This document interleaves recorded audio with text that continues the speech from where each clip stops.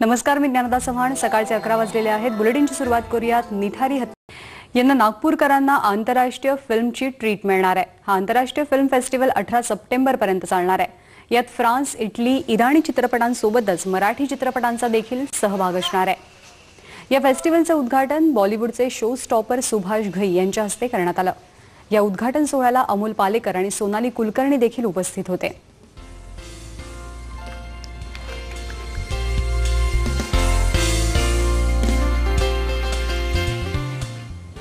मेरे जन्म स्थान में मैं अपने खड़ा हूँ. आज एक अपने माँ बाप के आशीर्वाद से, ईश्वर के आशीर्वाद से उस जगह फिर लाया गया जहाँ पर एक ऐतिहासिक दिन है, जहाँ पर कि एक इंटरनेशनल फिल्म फेस्टिवल का उद्घाटन हो रहा है, और वो भी सिनेमा का.